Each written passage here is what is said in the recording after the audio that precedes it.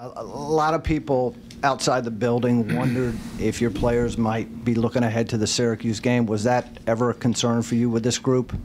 Not so much. I mean, you always hope that's not the case because of all the talk going on. But I think we played pretty solid. We just tried to make Miami earn and shoot those contested shots, and they were obviously not shooting it well from three. But for the most part, we were contesting their shots. They scored a lot, most of their points in the second half at the free throw line. We were fouling, or we were trying not to foul, but they put their head down. But hopefully we wore them down a little bit. And I thought our guys had the right mindset, as we talked about. They changed their defenses a lot, and you got to get a little beat on what they're doing. And I thought we adjusted well, and the guys played better in the second half offensively.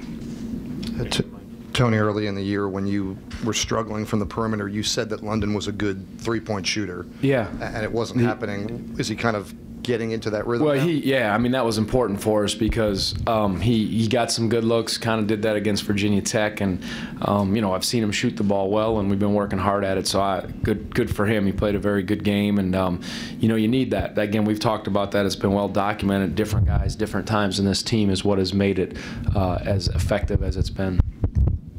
You mentioned, your team probably didn't overlook it. Have you had to deal with, fans outside the program? Do you address it at all, or is it something you don't even bring up so that you mean when they talk to me? Or when you talk to the team just about, that Syracuse game, whether you talk about it at all, but yeah. It seems like the fans are talking about it. Yeah, I had to address my son on the ride here to the game. We were driving in the car. It's a true story. Eli, I looked at him, I said, Eli, I said, 2 more games left. And he starts this little chant, Q's, Q's, Q's. I said, what? I said, you don't get it, man. I was kind of joking. I was a little mad at first, and I said, all right, he's only 11. I guess I should give him a break. So, but sure, that's what everybody likes to point to. But those of us in this profession and in this situation know how important it is to not just to be ready. And I told our guys I like how our analogy. They really did come ready, and they established it. And I even told them before the game that, hopefully we'll come down this road again. Some of us will, hopefully, but it doesn't happen ever so often. And for sure, this is the last time that Thomas, Joe, and Akil will ever come down this road. So let's make the most of it by being as ready as we can physically and mentally for every challenge, every opportunity that's in front of us with Miami and the possession and that process stuff we talk about. It really was important, and I wanted them to establish that. And I think when you put it in that frame, well, gee, yeah, Joe, Akil, Thomas, this is their last chance. And so to overlook anything would be foolish. Don't listen to me, but do it for your teammates at least. That's what I'd say, and I think that appealed. Hopefully that appeals to them. And of course, again, Syracuse, and we got another one after that. They're all important. I'm slightly older than 11, but I hope that you'll cut me a break anyway. Just in terms of looking at tape over the season, what have your impressions been of Syracuse? Yeah, I remember watching them win the Maui Invitational, how potent they were, just their ability to turn people over, get on the glass, they have a lot of weapons, well coached. They have a lot. I mean, there's a reason why they have the record they have, and how successful Coach Boeheim has been. And you have to play at a very high level. Not perfect, but you have to play at a very high level to compete with a team like that. But to be in this spot is terrific. We're at our place, and we'll know we'll have to do certain things well, but the formula doesn't change for us. And I just, because there's so much excitement around it, we're not going to be different. We're just going to have to be as good as we can. Coach, obviously this game, in terms of magnitude, draws a lot of comparisons to the Duke game last year. How is it different, or do you prepare your team differently going in as someone that's kind of expected to win this year as opposed to last year where you kind of shocked the college basketball nation for a day? Yeah, I mean, we're fighting for an opportunity to have a crack at a conference championship, which is a big deal to me, Doug. I don't know. It is. No, I think I'm joking on a question. It is. You play this long, and so that means something.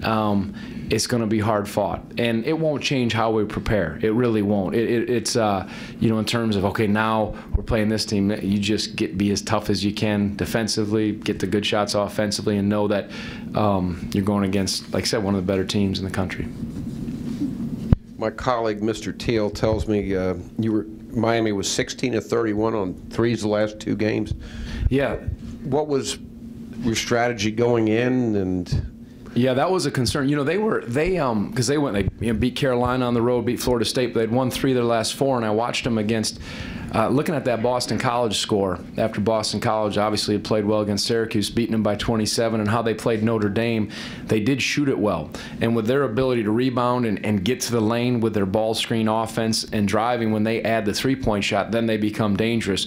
So we talked about first things first, we try to take away the lane, but be great on our closeouts. We worked real hard this week on our closeouts, trying to get to shooters with high hands, and again, a couple open ones they had, they just missed, but I thought we bothered a lot. I think they were mostly contested, at least it appears that way when I look at film. Hopefully I'll feel the same, but the percentages are staggering when people shoot and you chart a contested shot versus an uncontested 3. It's almost a 20% difference. That's just a hand bothering it, and that's really important, an important stat for us, and certainly for threes.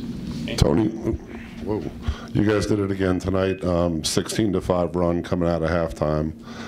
Is that some brilliant thing that you're saying at halftime, or is that a resolve on their part, or yeah. What is that well, I think keeps repeating? Yeah, I think the game, you know, we have to play every possession, and I said those mini runs or big runs come, it doesn't change the word. We just keep playing. I don't know if there was actually Justin did get a heck of a block, didn't he? There was something, I don't know if there was this big explosion that ignited the run, but it just kept chipping away, getting a better shot, getting better looks offensively, getting into the paint, Anthony getting post-ups, different guys, London hitting the 3, and then made him earn on the other end. And it just, you know, you have to ask Coach Larinaga. I don't know if we wore them down at all, but I felt like we started getting a stride offensively and stayed fairly stingy defensively. Sorry to keep harping on the Syracuse game, but I'm just curious, will this be the biggest regular season game you've been a part of as a head coach? As a head coach, hard to say. You know, when I was at Washington State, we played UCLA for a conference championship in the Pac-10 when they had gone to 3 straight Final Fours. That was very special. Everyone's special when you're competing for those. We had a couple cracks at that when I was at Washington State, but that was a special one. Certainly this will be a special one. So I guess those would be the 2 in my time, those 2 for a crack at it. And we didn't win. Last question over here, Tony. Hey, Tony, are you able to give a quick sort of comparison between Ennis and their freshman point guard and your Parantes, yes. They both have they seem unflappable. You know, you watch them and they have that look. They're just very calm, cool, and collected. One's from Canada, one's from California. I don't know. They seem to play with a level of poise. And, you know, I think Ennis has scored more and done some things. It's good to see London do that today. But I think that similarity, they let the game come and they don't seem to get sped up in their mind or on the floor. And you see some similar things that way. Ennis might be, I don't know, a little longer, a little taller. He's a heck of a player, but I think our point guard's a heck of a player too. But you see that calmness, that poise that you like a point guard to have, the feel and the headiness.